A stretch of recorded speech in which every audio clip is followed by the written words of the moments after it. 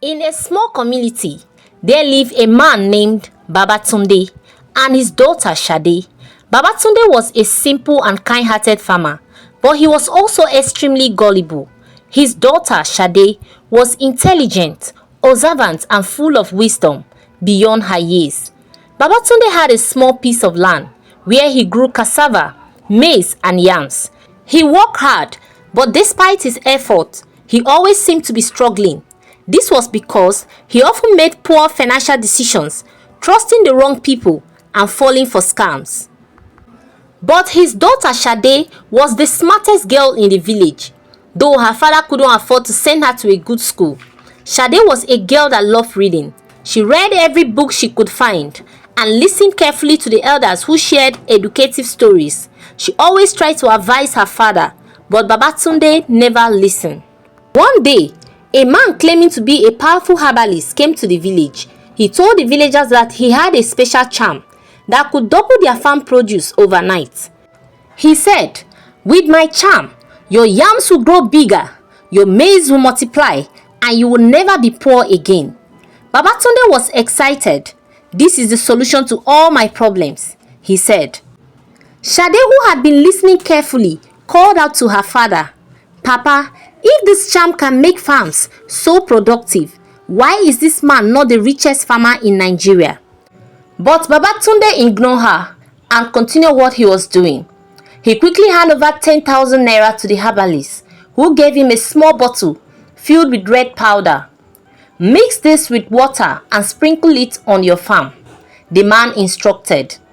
That night, Shade, who doubted the man from the beginning, secretly followed him to his hut. She peeped inside and saw him laughing as he counted the money he had collected from different villagers. She knew he was fake. The next morning, before her father could use the powder, Shade poured it away and replaced it with ordinary red sand.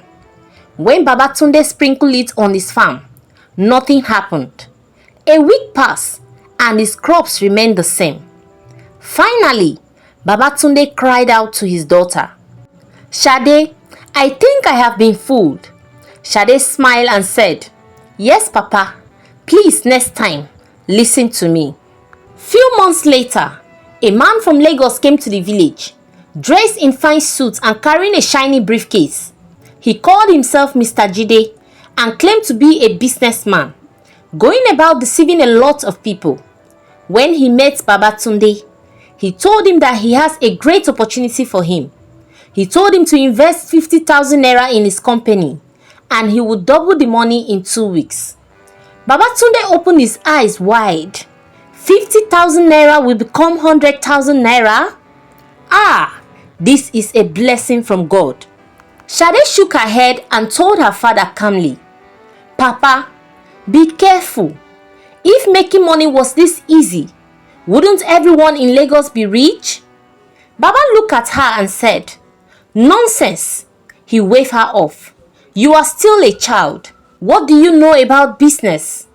Shade, knowing very well that her father would not listen to her, she decided to act fast. She secretly followed Mr. Jide to the local guest house where he was staying. While he was talking to another villager about his investment opportunity, Shade sneaked into his room and found a bag full of fake contracts and business cards. She quickly took one of the papers and hid it. That evening, she went to the village head and showed him the fake contract. "This man is a fraud," she said. "He has been tricking people and taking their money." The village head collected the paper and went through it several times to be sure that Shade knows what she was saying. When he was finally convinced that Shade was saying the truth, he decided to take actions immediately. The next morning, when Mr. Jide was about to leave with a bag full of money, the village youth surrounded him. "Where is the investment money?" they demanded. Mr. Jide, knowing that he had been caught, he tried to run, but the village youth chased him and caught him. They forced him to return all the money he had taken. When Babatunde got his money back, he hugged Shade and said to her, "My daughter, I have acted foolishly again. Thank you for saving me."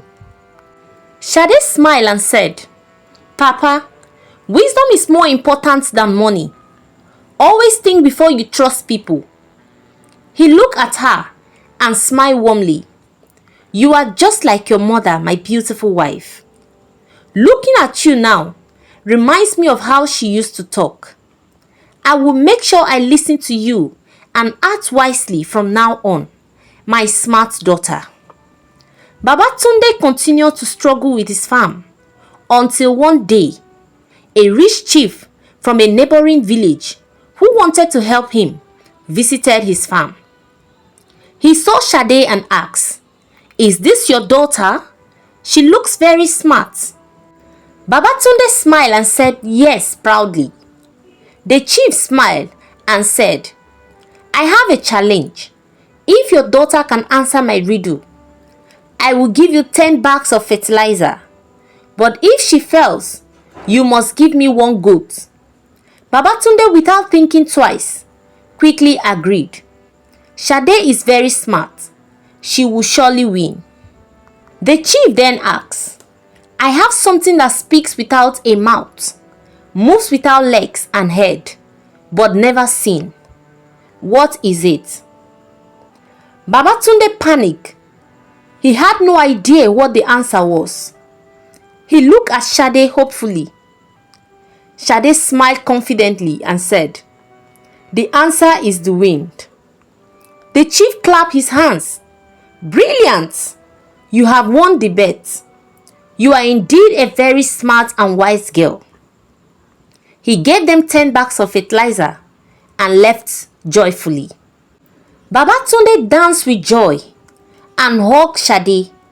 "You are truly my greatest blessings, my daughter. You have brought joy to me." From that day, Babatunde listened carefully to his daughter's advice. With her wisdom, their farm flourished and they never fell for another scam. Shade's intelligence became known throughout the village, and when she grew older, she won a scholarship to study in Lagos. But no matter where she went, she always remembered the lesson from her village. And same goes to her father, Babatunde. Thanks to a smart daughter, the foolish father became a wiser man. Alright guys, this brings us to the end of the story of Babatunde and his beautiful daughter Shade. Please drop your comments and tell us what you learned from this story. Drop your comments and let's hear from you. Don't forget to subscribe, like and share this video. Also turn on the bell so you'll be notified whenever I post a new video. Thank you. See you guys in my next video. Bye for now.